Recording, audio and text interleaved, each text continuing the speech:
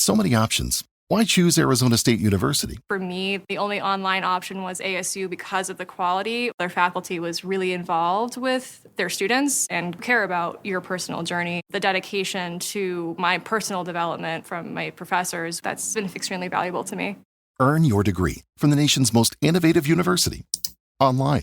That's a degree better. Explore more than 350 plus undergraduate, graduate, and certificate programs at asuonline.asu.edu. Okay, so have you ever thought about maybe like reading War and Peace?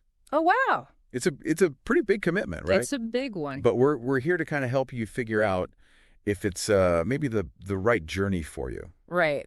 We've got some pretty interesting stuff to share today from freeebooks.com. Yeah. Which is a website where you can actually download this massive book for free. That's amazing. Yeah. So I was looking at this website, and it calls War and Peace one of the greatest books ever written. That's a pretty big claim, wouldn't you say? Totally. It's definitely got the hype. Yeah. But is it really all that? I mean, well, let's unpack that a bit. Okay. What makes a book great? Right. I mean, one of the things that could make this book great is that it covers Napoleon's invasion of Russia. Oh, wow. In the early 1800s. Yeah. And it's told through the eyes of 5 aristocratic Russian families. 5 families? That's a lot of characters to keep track of. That is a lot of characters. And Tolstoy masterfully introduces us to them all at this lavish dinner party in St. Petersburg back in 1805. Okay. You can practically feel the tension as these families are, making small talk and chatting, knowing that war is on the horizon. So we've got historical drama, right? With Napoleon butting heads with Russia. Right.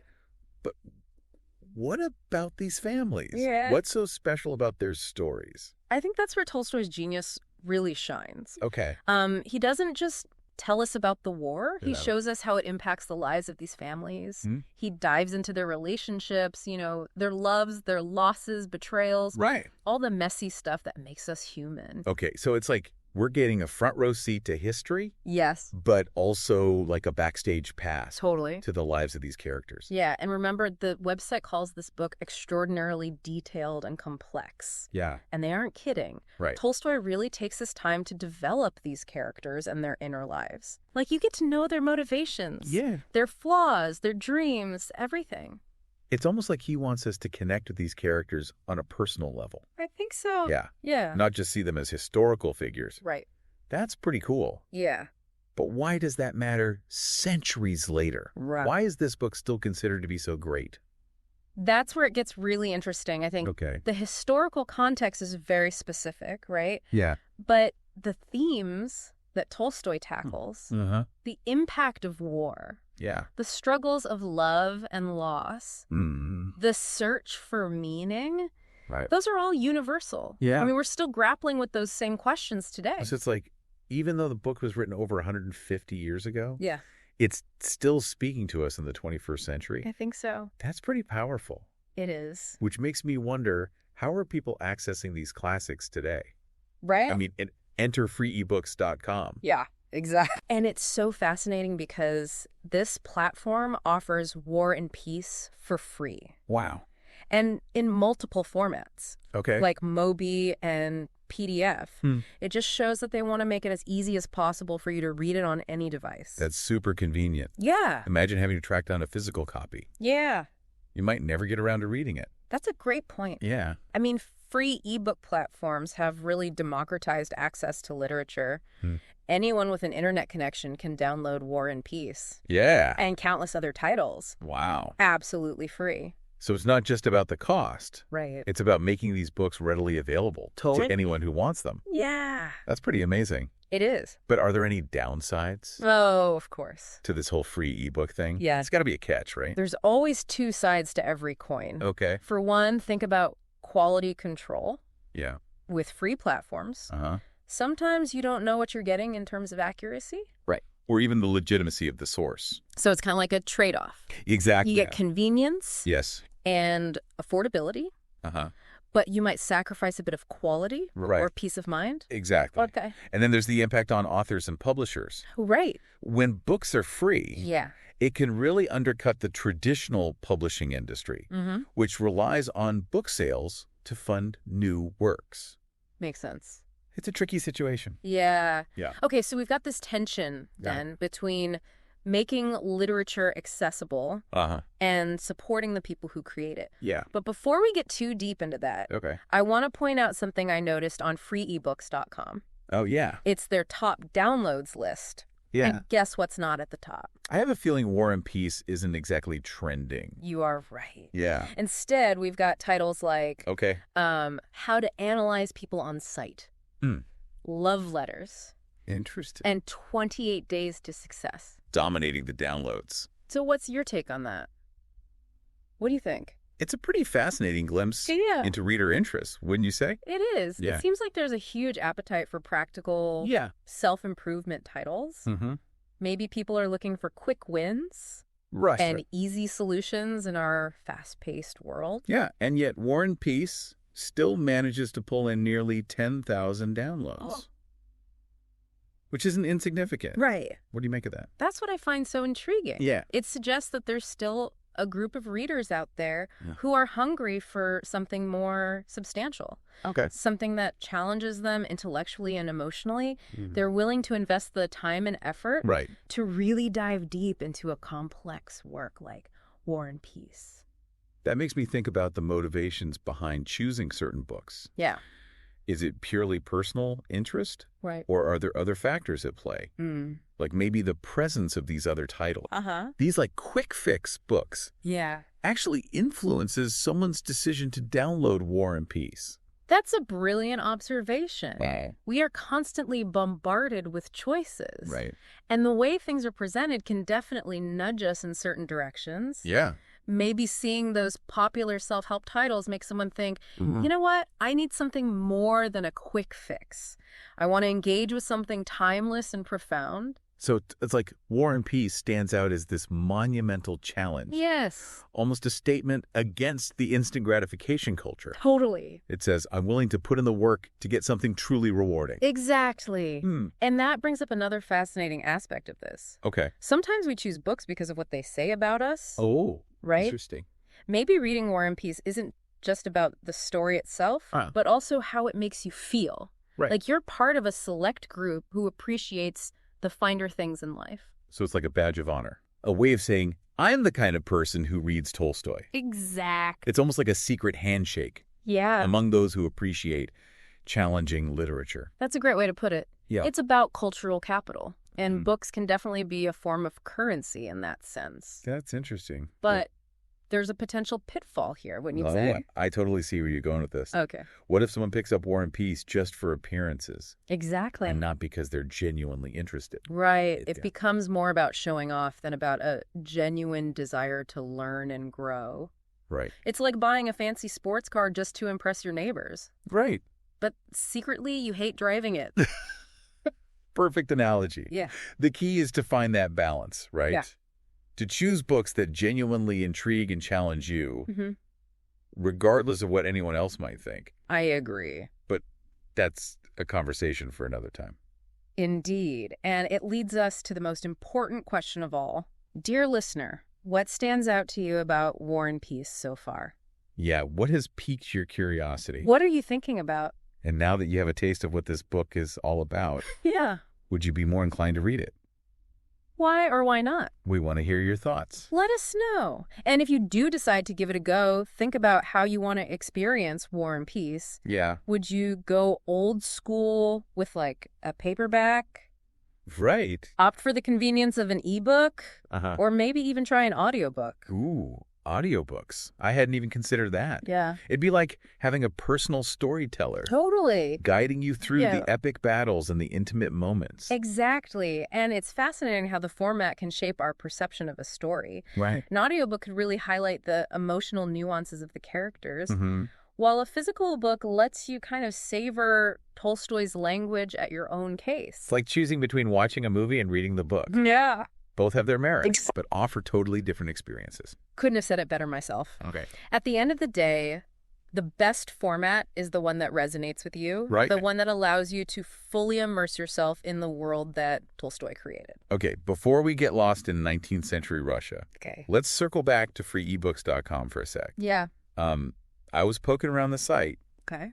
And I noticed they have a ton of different categories.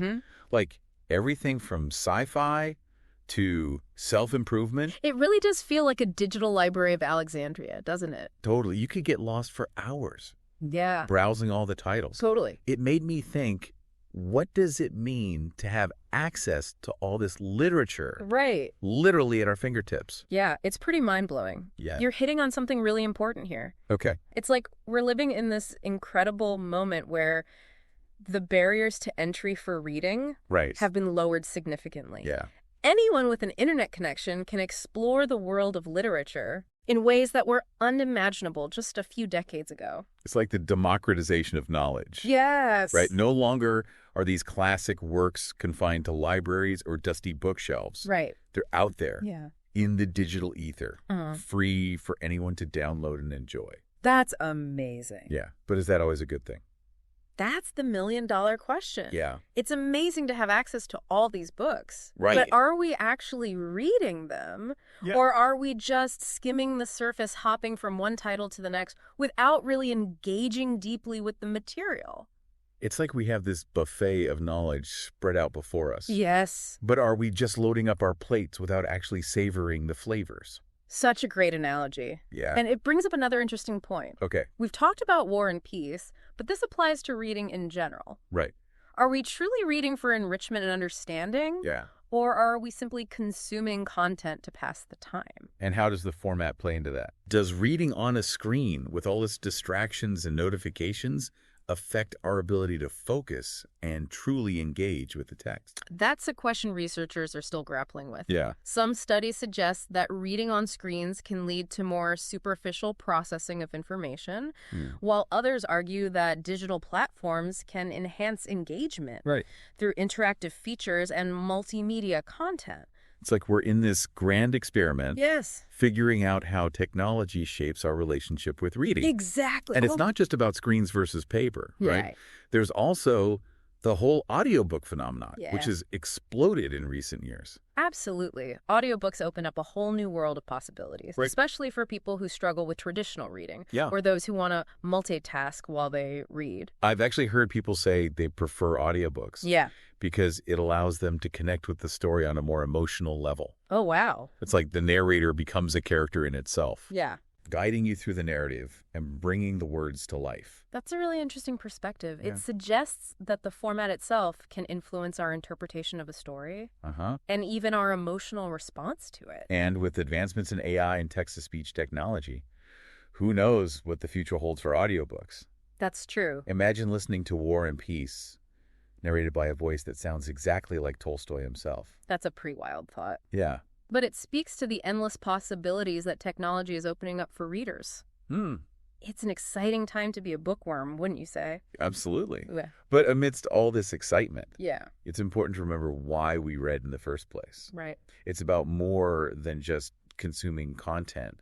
It's about engaging with ideas, expanding our horizons, and connecting with something larger than ourselves. So true. And sometimes that means taking a step back from the endless stream of information and really immersing ourselves in a single work, even if it's a daunting one like War and Peace. And that brings us back to you, dear listener. Yes. We've explored War and Peace from all angles. We have. Its historical context, its literary merit, the way it's being presented on freeebooks.com. Right.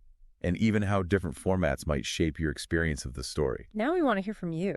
What are your thoughts on all this? What resonates with you most?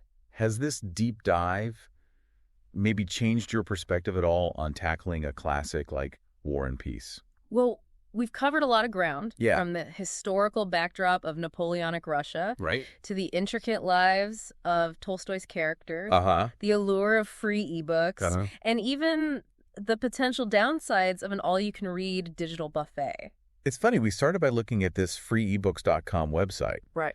And it's become a launch pad for such a broader conversation about how we approach reading in the digital age. And that's the beauty of a deep dive, isn't it? Yeah. We start with a single source. And it opens up all these unexpected avenues of exploration. Speaking of unexpected avenues, one thing that keeps coming back to me is that top downloads list on freeebooks.com. Yeah. It's almost like a mirror reflecting our cultural desires, wouldn't you say? Absolutely. The fact that titles like How to Analyze People on Site and 28 Days to Success are so popular. Yeah. It speaks volumes about our yearning for quick fixes and instant gratification. But then you have War and Peace just sitting there with its nearly 10,000 downloads, reminding us that there's still a thirst for something more substantial, something that challenges us to slow down and think deeply. It's like a quiet rebellion against the cult of speed. Wow. Choosing War and Peace in a world of instant downloads and bite-sized content is almost a radical act. And that brings us back to you, dear listener. We've given you a glimpse into the world of War and Peace, explored the evolving landscape of reading, and pondered the motivations behind our literary choices.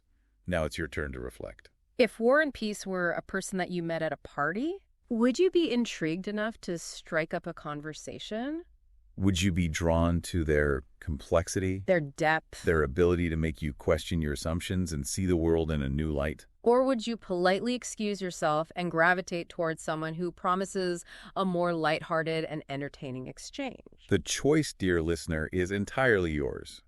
But we hope this deep dive has equipped you to make that choice with a little more insight and a lot more curiosity. So go forth and explore the vast and wonderful world of literature, whether you choose to conquer War and Peace or embark on a different literary adventure altogether. Happy reading.